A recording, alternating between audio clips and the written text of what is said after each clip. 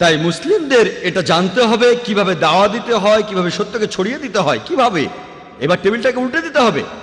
আমি আগেও বলেছিলাম, তখন ইংল্যান্ডে ছিলাম, তারা মুসলিমদের নিয়ে অনেক কথা বলছিল, যেমন আত্মঘাতী বোমা, মুসলিমরা নিরীহ মানুষদের হত্যা করছে।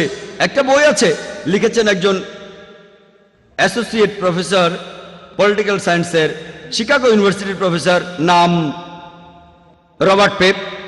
তিনি একটা বই লিখেছেন যেটার নাম ডাইং টু উইন। তিনি একজন বিশেষজ্ঞ আত্মঘাতী বোমা হামলার উপরে, আত্মঘাতী সন্ত্রাস আমেরিকাতে 1 নম্বর, রবার্ট পেপ। বইটার নাম ডাইং টু উইন।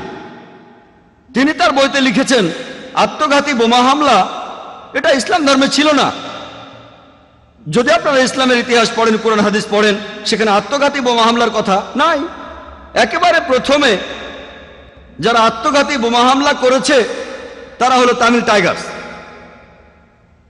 পরবর্তীতে শুরু করলো মার্ক্সবাদী আর লেনিনবাদীরা। রবার্ট পেপ লিখেছেন যে ইরাকে আমেরিকানরা আসার আগে আত্মঘাতী বোমা হামলা ছিল না, আমেরিকানরা সেখানে আসলো আর আত্মঘাতী বোমা হামলা শুরু হয়ে গেল। কে বলেছেন? একজন অমুসলিম, একজন খ্রিস্টান আমেরিকান, যিনি আত্মঘাতী বোমা হামলার উপরে একজন বিশেষজ্ঞ, রবার্ট পেপ। আর আমেরিকান অমুসলিমদের লেখা বই নিয়েই একটা লেকচার দেওয়া যেতে পারে। আমাদের জানতে হবে কিভাবে ধর্মকে প্রচার করতে হবে, এই সত্যের ধর্মকে। আপনারা জানেন যে ইংল্যান্ডে আয়ারের সমস্যা বেশ পুরনো না, এটাকে বলা যেতে পারে ক্যাথলিক টেররিজম, কিন্তু তারা এটাকে ক্যাথলিকদের সন্ত্রাস বলে না। কেন? কোন মুসলিম জড়িত থাকলে ইসলামিক টেররিজম, অমুসলিমে জড়িত থাকলে তারা এলাকার কথা বলে, ধর্মের কথা বলে না। কেন? আর ঠিক এইভাবেই মিডিয়া বিভিন্ন খবর তুলে ধরে আর সেটাকে ভুলভাবে প্রচার করে থাকে।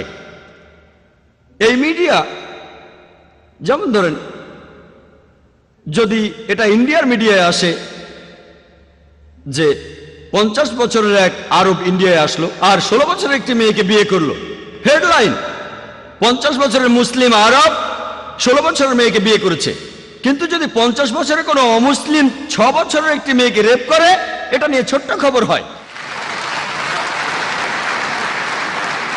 যদিও বিয়ের সময় মেয়ের বাবা মায়ের অনুমতি নেওয়া হয়েছে, মেয়েও রাজি আছে, তাকে প্রাপ্য অধিকার দেওয়া হচ্ছে, এখানে সমস্যাটা কি? কিন্তু 50 বছরের অমুসলিম 6 বছরের মেয়েকে ধর্ষণ করলে এটা নিয়ে ছোট্ট খবর হয়। ওকলাহোমা বোমিং এর কথা নিশ্চয়ই শুনেছেন। মধ্যপ্রাচ্যের ষড়যন্ত্র দিনের পর দিন। যখন জানতে পারলো হামলাকারী আমেরিকান সৈনিক, খবরটা কয়েকদিন পর পেপার থেকে হারিয়ে গেল। এরকম আরো অনেক উদাহরণ দেওয়া যায় যে মিডিয়া আসলে খেলা করছে।